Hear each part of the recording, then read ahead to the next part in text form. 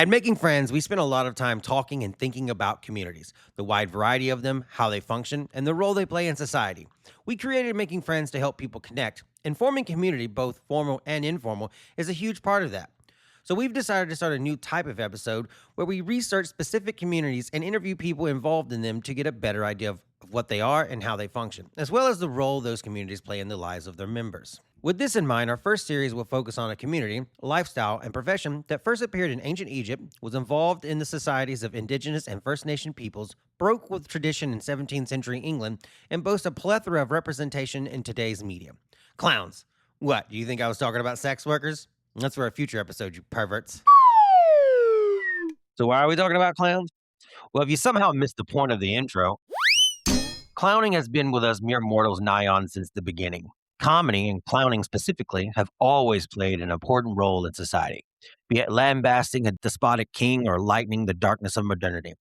Also, I fucking like clowns, and it's my goddamn podcast, so, listen. Before we go any further, let's be friends. Nobody trusts anybody now. We're all very tired. Feelings are mentionable and manageable. Wow, you made a smart choice and you handled a big feeling. I'm so proud of you. Up top, this is not going to be an exhaustive study into the history of clownery, but a dipping of the proverbial oversized shoe into the pool of face paint.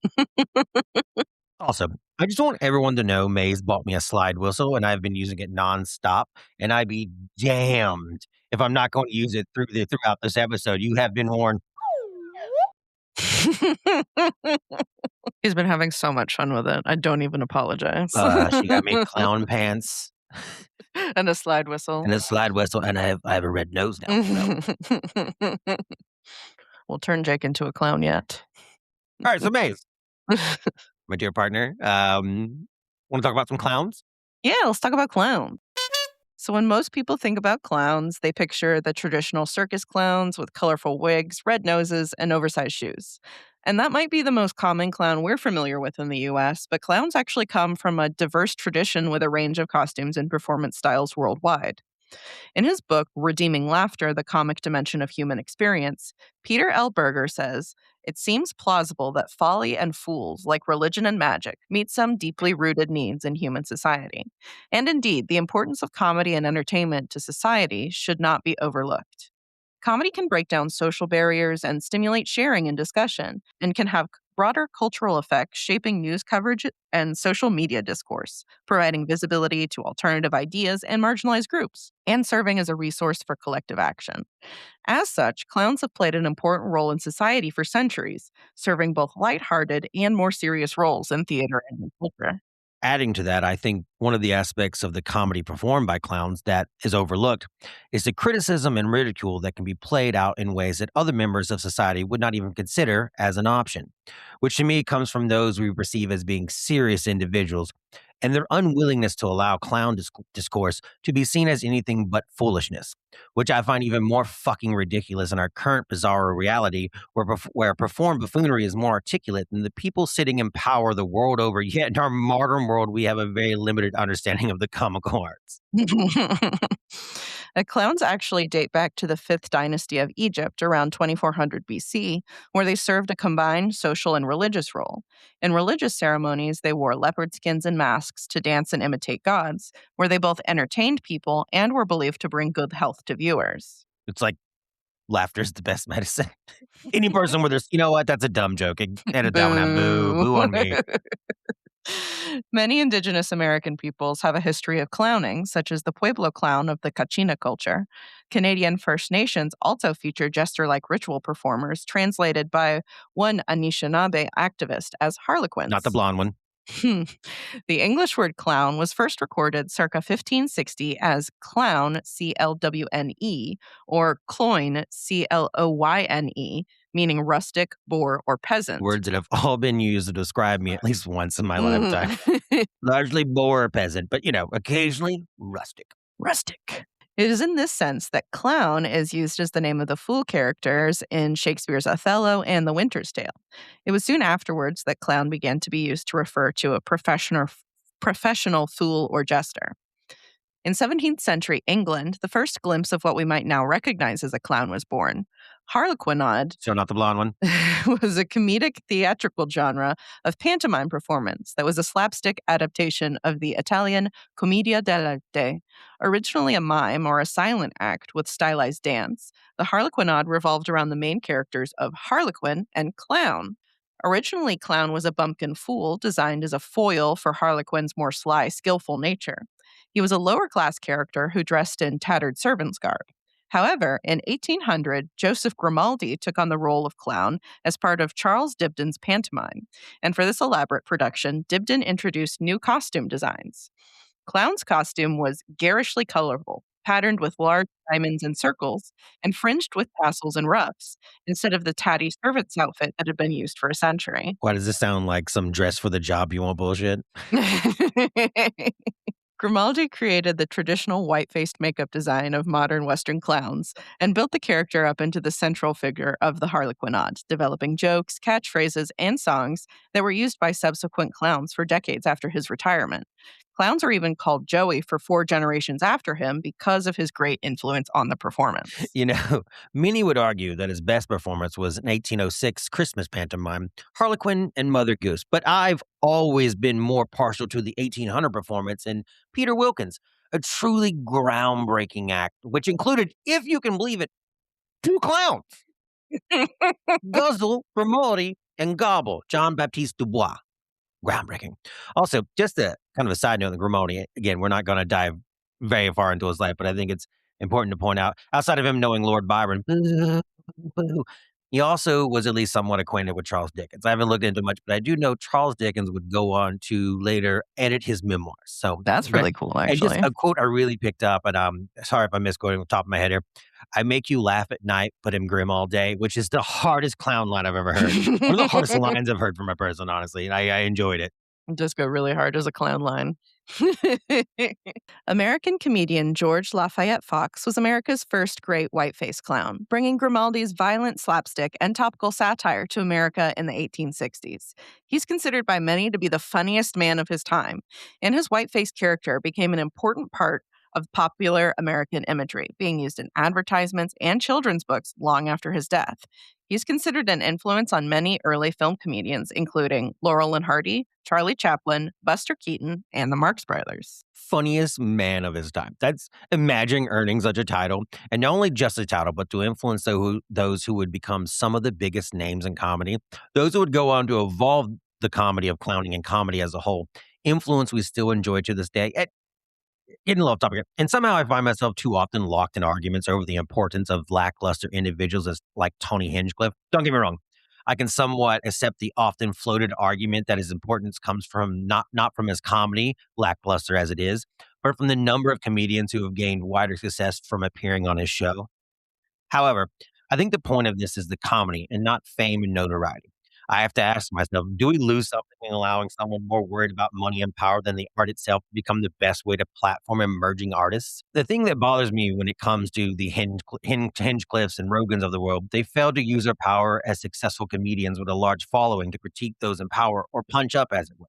But instead, they do the opposite and propagandize for or suck the dicks of those in power. It's a little clowny. I mean, I'm joking a little bit, but at the same time, I think they're, there's something. I think there's something to be said about comedians when they punch up, as it were, and Yeah. they go to criticize these people who are harming others in society instead of just they lose some kind of luster for me and like respect. Yeah.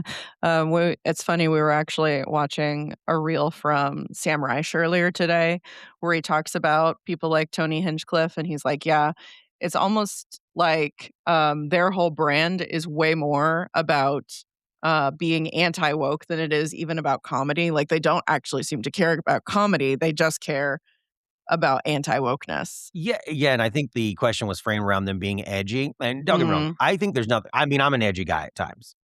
Look, No, but Very edgy, the slide whistle. super edgy. And again, I agree with, I think what Sam Rice was saying, like, he can be edgy. I'm an edgy guy at times. Ooh, Limp Bizkit. And I think there's something in that interview where the word edgy is used to describe, Tony and like artists and, comedians like that. Mhm. And I agree with his take on it. Like, yeah, he can be edgy. He even says he can be edgy. I can be edgy. I think a lot of comedians can be edgy. But again, they're using their platform to punch down and take advantage or even add harm to these groups that are being affected by our government. Yeah, like you can be edgy and still not be a piece of shit. Yeah. Like, we make this joke all the time that there is a good, unharmful way to make jokes about queer people, about trans people. And a lot of those jokes are written by the queer people themselves. Yeah. Again, I had a real problem with that whole, and it's still going on a little bit, I guess, where a lot of comedians and people in general were talking about, well, you can't say anything more. You can't joke about anything. I'm like, no, you're just fucking lazy and don't want to put the effort into writing a joke that is Funny? Yeah, funny. Thank you. You know what? Best word I could pick word funny. Instead they rely on these old tropes and adages and everything. To quote one of my favorite comedians, I would say his name. It's hackneyed. Mhm. It's garbage. It's played out. It's not good. And like them not understanding how communities and societies evolve with their humor and how they look at things is ridiculous and lazy on their part and dangerous. Mhm. What I'm getting at is that Absolutely. fuck these guys. Yeah, fuck these guys for sure. All right, back to clowns. So Tom Belling Sr. developed the red or Auguste clown character circa 1870, acting as a foil for the more sophisticated white-faced clown. Belling worked for Circus Renz in Vienna, and his costume became the template for the more modern stock character of circus or children's clown, based on a lower class or hobo character, with oversized shoes and clothes, a red nose, and the white makeup only around the eyes and mouth, the rest of the face left skin tone. In the United States, the Auguste clown was popularized by Bozo the Clown in the late 1950s. The Bozo show premiered in 1960 and appeared nationally on cable television in 1978. McDonald's derived its mascot Ronald McDonald from the Bozo character in the 1960s. Based on the Bozo template, the U.S. custom of birthday and party clowns, private contractors who offer to perform as clowns at children's parties, developed in the 1960s to 70s. Another word used to describe me throughout my life, bozo. But now, you know what? Not an insult. It's a compliment. Classic clown. Today, modern clowning is a school of physical comedy that exists alongside stand-up, sketch comedy, and improv. Clowning is highly visual with an extensive use of costumes, makeup, and props that are largely absent from the other popular styles of live comedy. It's also often less verbal, with a notable use of silence as a technique, harkening back to its origins in pantomime. Clowning is distinctive for its lack of a fourth wall, featuring high audience engagement and emphasizing vulnerability as a way for the performer to connect with the audience. And personally, I think it takes a high degree of courage to perform clowning, stand-up, improv, and podcasting, goddammit.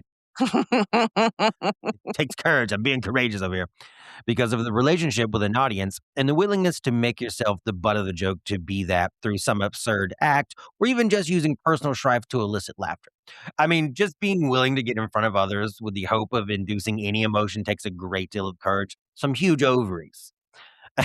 And as someone who has tried a few times to get up in front of an audience to perform, I will admit I suffer from stage fright. What I'm saying, guys, is I'm a coward.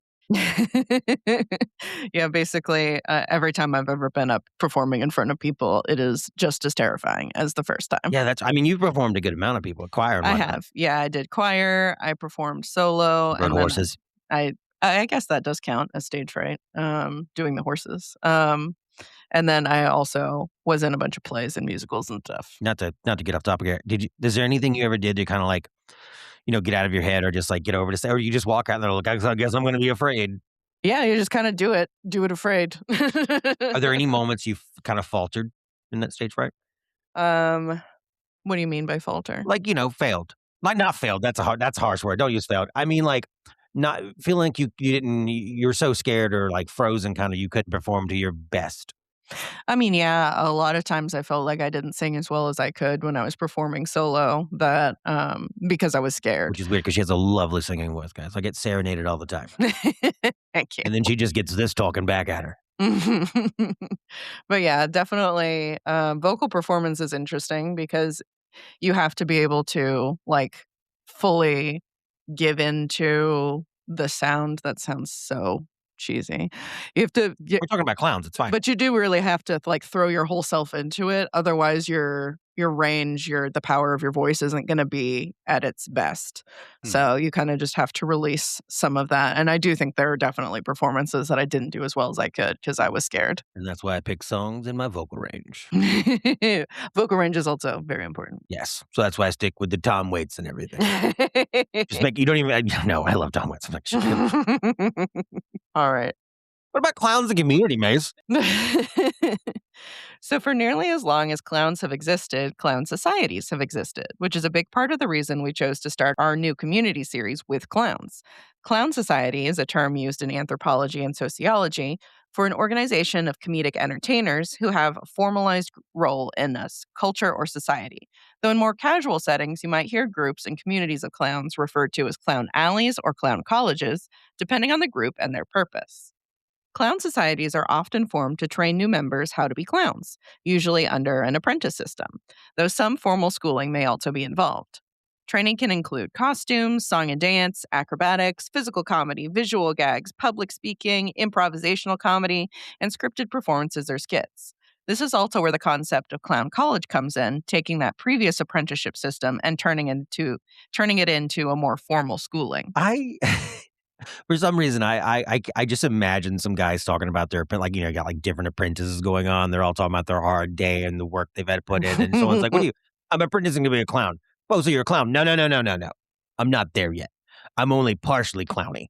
I'm just, and I would take him so seriously. I'm like, yes, tell me more about this. Tell me more about your clown apprenticeship. Yeah, today I had to do some pratfalls, jump off a stage, throw some pies. I'm really boiling it down to the simplest things I know about clowns. They're very talented people. But yeah, yeah, respect your clowns. Respect your clowns. When most people think of clown college, the original clown college they're thinking of is the Ringling Brothers and Barnum and Bailey Clown College, which was an American circus school that trained around 1,400 clowns in the Ringling style from its founding in 1968 until 1997 when it closed. Some notable alumni include David Strathairn, Craig and Karen DeSanto, Penn Jillette, and Steve-O. Oh, I swear to God. Because I don't want to point this out, but Maze, I think, is it intentionally keeps trying to weave in members of Jackass into this podcast. It's not intentional. It does keep happening, though, and it's because they're very talented. Just one member at a time. I know she wants to do more Jackass stuff. And honestly, though, when we first started talking about Jackass and the members, as you know, I found them just horrible. It's not my kind of comedy. It's not my thing. But then, like, the more I learned through them, I'm like, they're culturally relevant in so many ways of just learning to show guys so many things, be it intimate or just being around one another.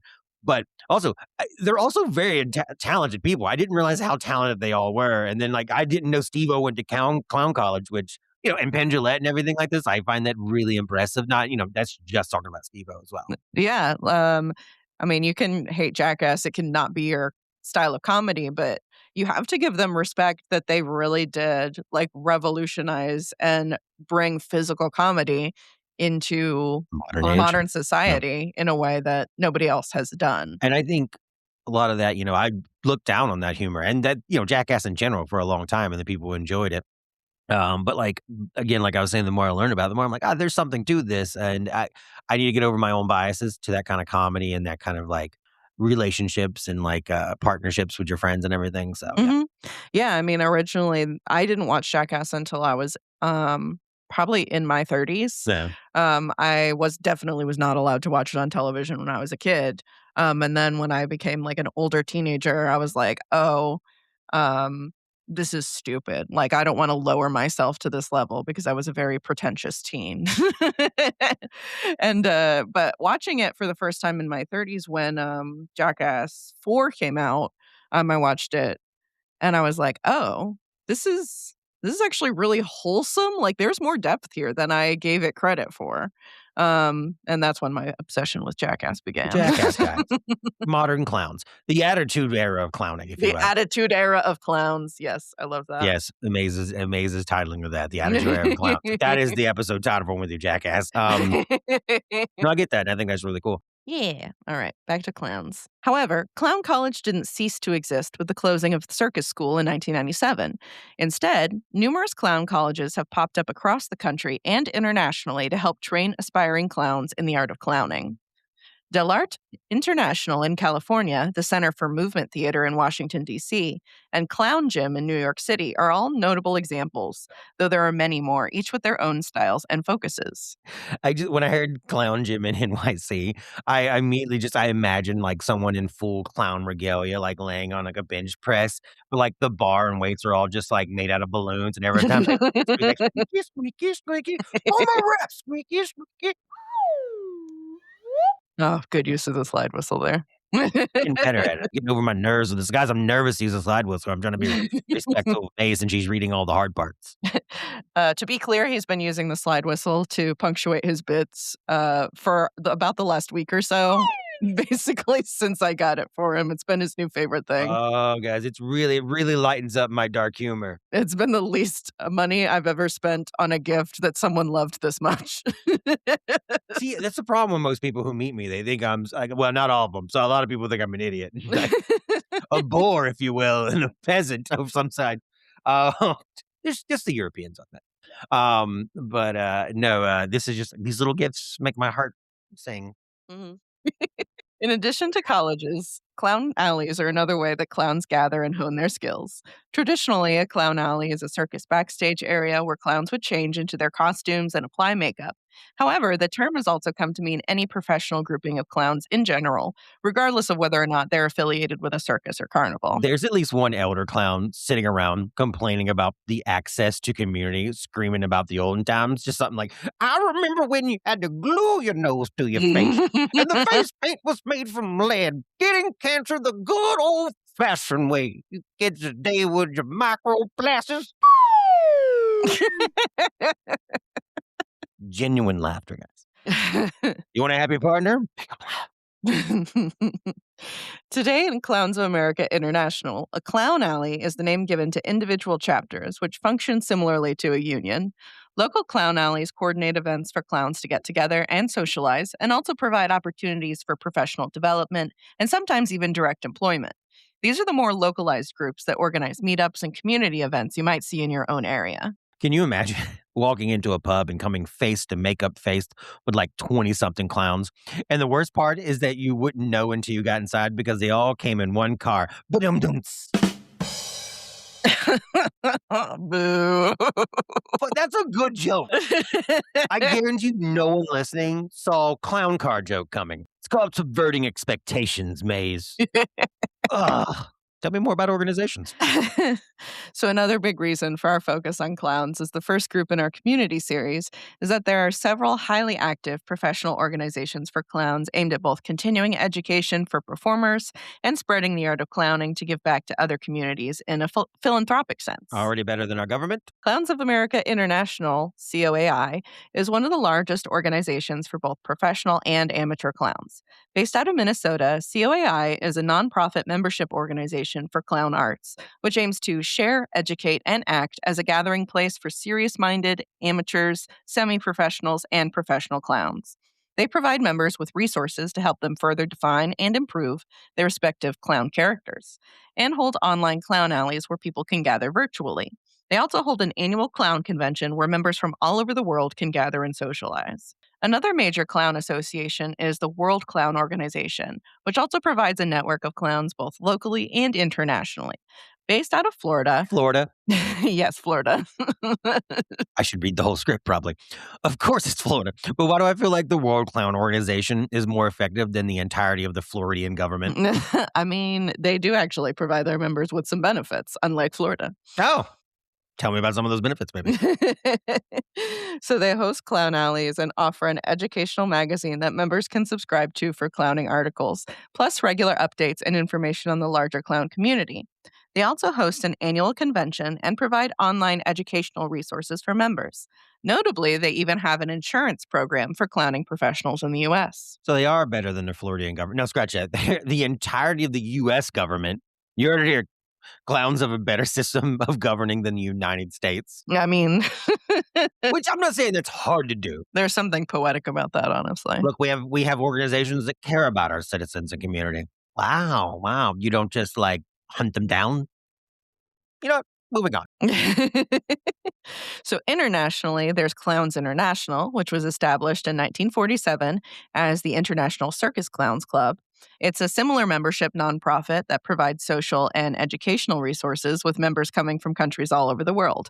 But it's also home to the Clowns International Egg Registry. Clown eggs? Yes, clown eggs. I love that. Clowns International has been painting the faces of its members on eggs for over 70 years, and each one is a record of each clown's unique identity.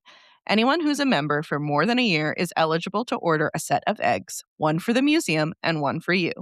Over the years, they've had 5 egg artists with only one designated artist working in each time period. I love this.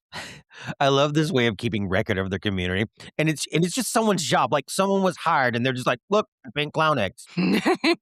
Yes. Imagine my mother, Michelle, bragging about me and my clown egg painting job. Just like, Jacob's doing great. He's out there, he's painting eggs. I'm so proud of him. He does so many good things. My mom will hype me up no matter what it is, and she would love that job. Also, this is the best census I've ever heard of. I really did think that you were going to make some sort of clown egg-based joke about like clowns freezing their eggs to make future clown babies. IVF is no laughing matter, Maisie. Some people can't have babies. Just because you have a deep-seated hatred of children, especially babies, does not mean you can go around ridiculing those who are incapable of bringing life into this world. Shame on you.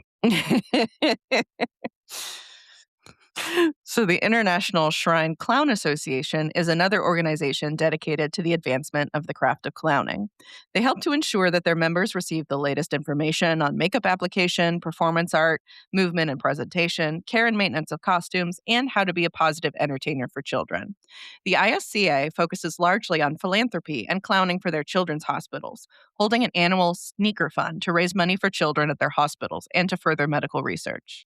God damn it. Another example of them being better than the U.S. government. What do? Oh, well, we fund cancer research. Said not the U.S. government. Right. Thanks to organizations like the Shriners Hospitals, the Ronald McDonald House, and Red Noses International, there's a long history of using clowns in a medical setting, especially for pediatric patients. Medical clowning is when professionally trained clowns work within healthcare teams as a member of those teams to bring joy and therapeutic play to patients, helping to reduce anxiety and stress. That sounds all really important and technical, but when I hear Red Noses International, I think of Tech Nine's track, Red Nose. Edit it in, Maisie. You guys are welcome for that sting. Medical clowns are widely used internationally in over 50 countries, sometimes formally integrated into hospital systems to help reduce staff burnout and improve patient compliance. Research shows that medical clowns significantly reduce distress in children during procedures and have been linked with shorter hospital stays overall. Specifically, one study found that clowns changed the way children thought of hospitals, the way they perceived invasive examinations, and the way they integrated their experiences into the narrative of their life. While another found that clown therapy lowered pediatric patients' overall blood pressure and pain levels. While most often focused on pediatrics, medical clowns can also support adults in psychiatric care, dementia patients, and, throwing it back, even patients undergoing in vitro fertilization treatment. Wow. Another IVF dig? That's terrible. Again, this is a serious thing, Mace. Red Noses International is the largest healthcare clowning group in the world, dedicated to bringing humor and laughter to people in need of joy. Through the art of professional healthcare clowning, Red Noses strives to provide psychosocial support and to share laughter and hope with individuals facing challenging circumstances.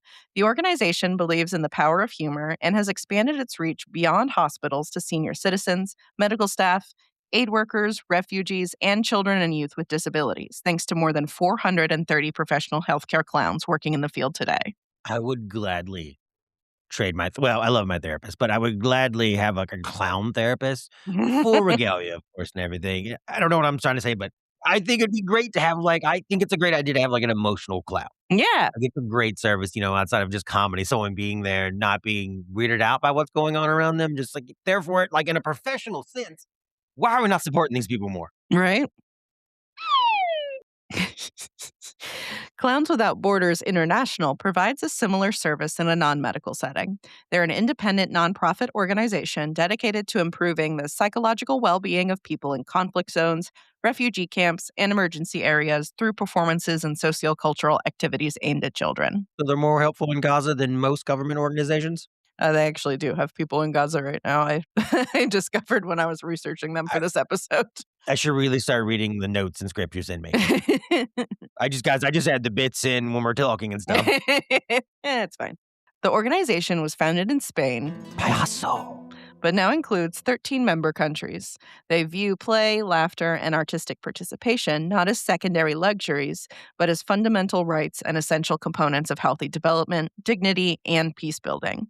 One has to love that clowns are more open to the liberal arts than the entirety of the American government system.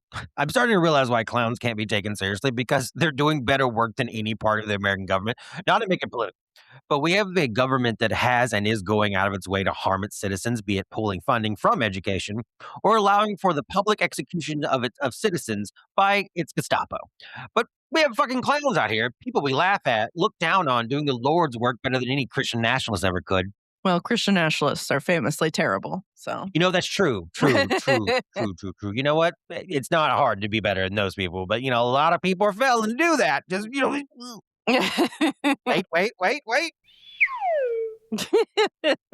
Since its founding in 1993, Clowns Without Borders International has completed over 1,620 projects in approximately 124 countries, reaching more than 300,000 children and their communities.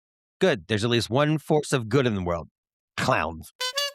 I know I keep bringing that up, and I know I'm just seemingly just bashing the U.S. government, but it's kind of it's true. There's a stark juxtaposition between the two. And I'm sure we're going to get in this with other communities and everything, but just starting with this very first one with clowns, it's these communities within our government and societies. I don't know. I'm struggling to say just how better of a job they do. And I guess people can make the argument, well, they're doing it on a much smaller scale. I'm like, that's bullshit excuse, in my opinion. It really is. They don't have near the resources that a full-blown government like the U.S. has at its disposal. And the best the U.S. government can do is, allow wannabe dictators come to power and everything and fund all the programs that help people, feed people, house people, educate people, everything. And then we have these communities going above and beyond throughout the world to bring good. So back to clowns again. Another way that clowning is being used to help people in modern day is through emotional support. Emotional support clowns offer their services for people being fired, breaking up with their partners, going to important doctor's appointments, or doing similarly stressful and anxiety-inducing tasks, who might want some added support to help lighten the emotional load of those tasks. The clowns may or may not be trained healthcare professionals, but they help to provide support and levity to things people have to do that might usually be deeply disheartening and difficult. I think I could do that job. Oh, yeah? Yeah. Imagine. Just, here's the phone. Ring, ring. And someone just hey, I just lost my job. And I'm like, you know what? Well, that is tough. But hey, that job, it was diminishing your shine and adding undue pressures to your life. And you deserve better. Now, of course, in our capitalist society that offers little to no resources for these situations, you could very well end up starving or without shelter. But I'm going to make you some balloon animal. Another way that clowns are showing up and coming together is through community activism. From the very beginning of clowning history, clowns have been able to speak truth to power, criticize the status quo, and generally help move the needle of social change forward. Embedded in the nature of the clown is the spirit of joy and resistance in the face of overwhelming power. Clowning embraces some of the darkest experiences of humanity and transforms them into the communal release of laughter. It's an invitation to subvert and overcome. And that kind of brings back to mind what I was saying kind of closer to the top of the episode. What I was speaking about, and I know they're not exactly clowns and everything, but I'm looping comedy and I'm just generalizing comedy. Mm-hmm. Again, we mentioned some people up earlier that they do not take that seriously. They're more concerned about, keeping their brand alive, keeping power and connection to those in power, punching down to harm those that do not have their power or fame or resources. Yeah. But it also harkens back, I guess, to a more traditional image Hmm. to the jester ridiculing everyone, including the king of the court, Yeah, jester's privilege. Jester's privilege, yes, I think you Yeah. talk about that. And something is lost with some people. And like, don't get me wrong, I don't think every bit of comedy, be it a clown, stand-up, improv, has to be some critique of a governmental system or anything like that. And that's fine. You can be foolish and goofy all you want and silly. But Mhm. I think it does reach a different kind of, I guess you'd say, degree, or what kind of comedy is when you Mhm. do make a career off insulting others and everything. Yeah, to me, it's almost like a fundamental misunderstanding of like what comedy does for people, like the importance of it. Like even in its like lightest, most frivolous, whimsical sense, comedy is there to provide like relief and balance to the darkness of existing. And they almost just kind of are using it for completely the opposite. Yeah, and I think there's a kind of comedy I just can't stand. Like, and I think it's something that it's different levels, like roasts, and I know Mhm. that's kind of been coming up and everything. I grew up watching a lot of the roasts and everything, and I hate roasts. as a younger, like a teen and early 20s guy, I thought it was creative and everything. But the more I go back and watch and everything, it's usually the jokes aren't even like that technically sound. Right. Not well, technically sound. I mean, doing a jerk off motion over here. They're just being mean. They're just like schoolyard jokes. I'm all for a good like roasting or ripping or just giving someone shit. Yeah. I think that's fine. I think that's important. Again, critiquing is great. But if you're just up there like throwing slurs around or just insults for like there is no joke, you're just insulting someone. It's not comedy. You're just being mean, and everyone in the fucking audience is laughing out of some like they have to because they're an audience, and if someone chuckled, then it just goes snowballs and everything. Yeah. Or they're fucking horrible and they don't know anything about what funny is. They're just laughing at mean stuff. Yeah. I refuse to even give like clapter to that.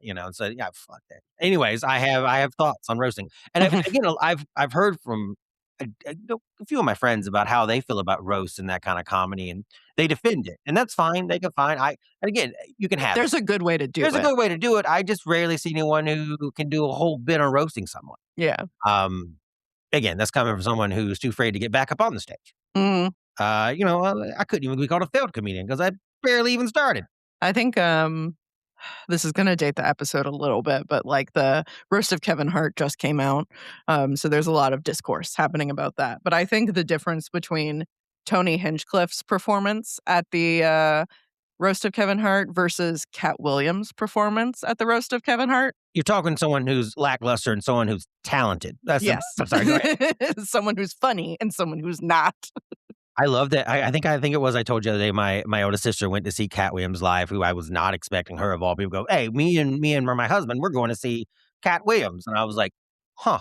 And then they came back, and she was like, it was funny, but it was different. I'm like, did you not know who you were going to see? and that's just like that kind of reminds me of someone who goes when they just do not know what they're doing. Like, it's fun, it's popular, he's popping off in like certain corners, and I saw a short video of him.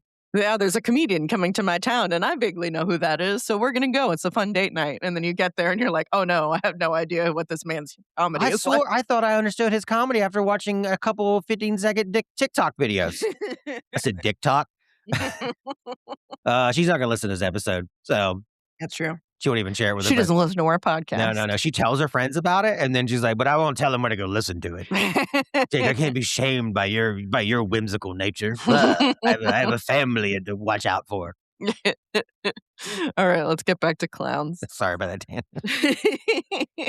We can see examples of this in the Center of Artistic Activism, which believes that shifting people emotionally is a powerful and necessary tool. The Naked Empire Buffoon Company, which uses buffoon, a form of satire whose hallmarks include intense physicality and outrageous visual comedy, to interrogate and undermine societal apathy. And the Clandestine Insurgent Rebel Clown Army, or CIRCA, which was a UK-based organization that helped popularize rebel clowning as a form of protest. This strategy, which combines clowning, performance art, and activism, is an offshoot of tactical frivolity and is inspired by Botkin's Revelation Carnival. I just love the term tactical frivolity. It sounds terrifying, honestly. I just imagine, Commander, we're being overrun. What's going on out there? There's a wall of mimes. They've, they've been lobbing rubber chickens at us all day. I want a tactical frivolity based tattoo now. Yes, that is. I guess. Also, I just want the name Insurgent Rebel Clown Army. That is hard. Like, if you told me that, I would think that's like the most hardened veteran military force ever. But clowns. If you're familiar with the protesters who have shown up in silly costumes at the No Kings rallies in the past few years, this is a similar style of protest. This clown protest strategy can help people avoid activist burnout, lighten the emotional load, and provide emotional rejuvenation while keeping people active in their social justice causes. No, I guess it's kind of like Jake said up top. Laughter is the best medicine. You know what? I'll give you that one. Like any other art form, clowning is often used to bring attention to and poke fun at negative parts of society that need reform.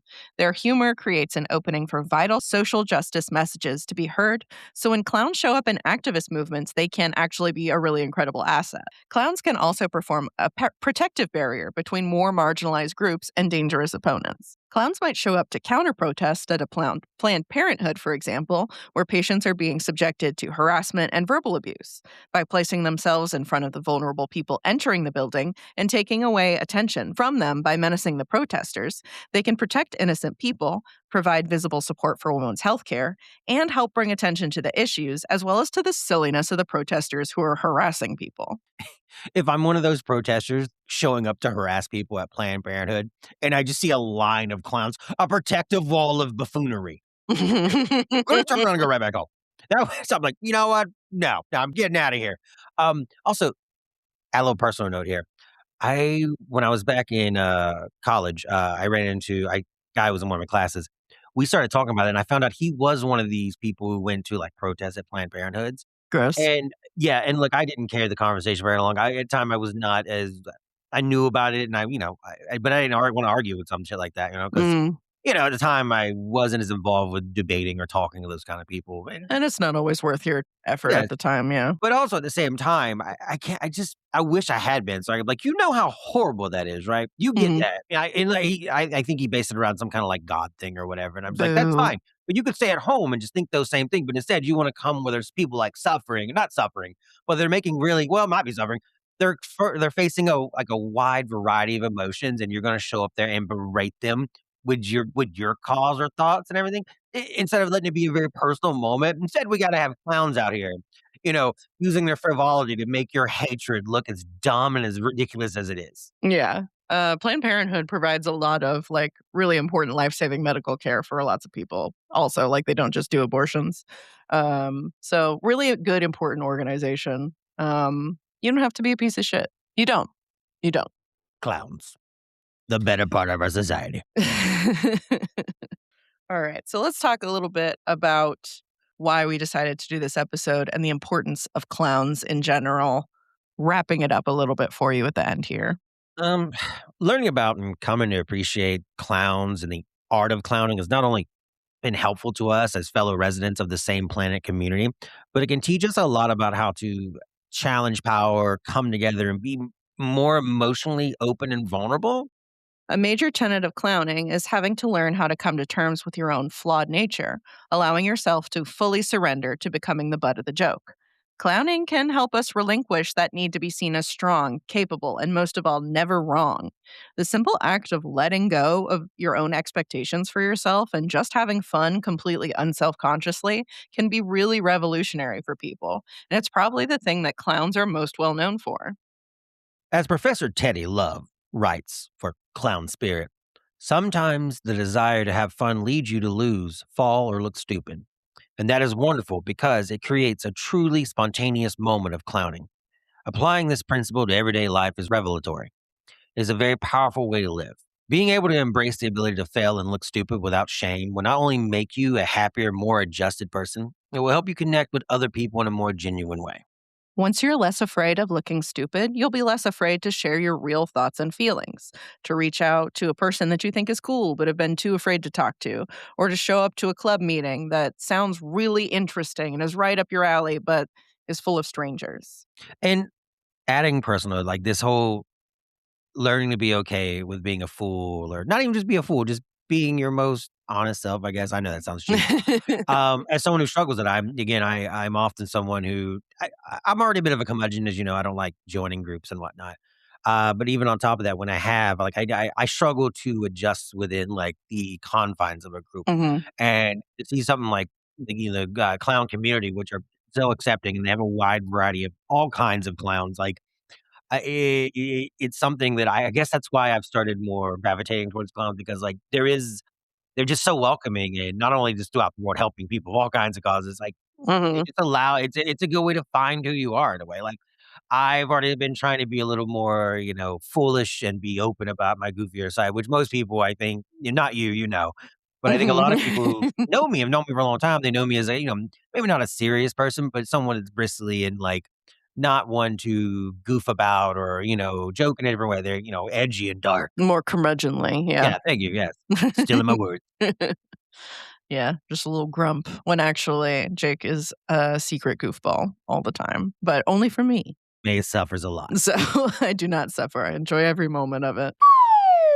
But I am glad that you've been being willing to be a little bit more goofy with the podcast, because I think it's a good and important side of you that you've been, keeping hidden for a long time. Yeah, and like again, when I first got the idea, even before you joined, Mhm.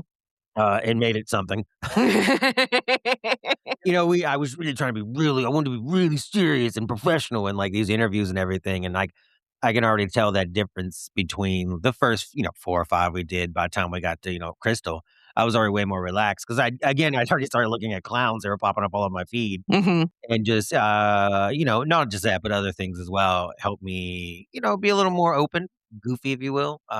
Just a silly little guy. All right. Do you have any more thoughts you want to share on clowns before we let the audience go for this week? If you don't like clowns, Go fuck yourself. no, because because a clown wouldn't say that. That's true. A A clown wouldn't. clown wouldn't say that. A A clown clown wouldn't would be say like, that. that's fine. I don't want to like scare you or anything. like Yeah. that." Clowns are actually very nice, very sweet people. And that's a little bit of a teaser Oh. for the fact that What? we might have talked to some clowns. So, if you like this episode's, we do actually have some interviews coming up with some clowns. So get excited for Clown June. Yeah, I'm excited for the interviews. God, I am. I can't wait. I don't want to ruin anything by telling who's going, but yes, clowns, amazing. Also, yeah, clowns wouldn't do that to you if you didn't like clowns or were scared of them. They'd be great. They're accepting. They would leave you alone, probably, but I won't. I will hunt you down. Anyways. All right, everybody. Thanks so much for joining us this week. We hope you liked this episode. We certainly had a great time researching and writing this episode for you and recording it. We clearly had a fun time. I want to add, when she says writing and research it, she means she wrote the script and researched it, and I just I'm doing it now. No, she's great. Thank you for your work. You're amazing. Oh, thanks. You're amazing too. Amazing maze. I have had people Good clown name. use my name like that before, so. You know what? I'm going to come up with something more original. Blazing maze. Anyways, that's stupid. All right, we're getting out of here. Bye.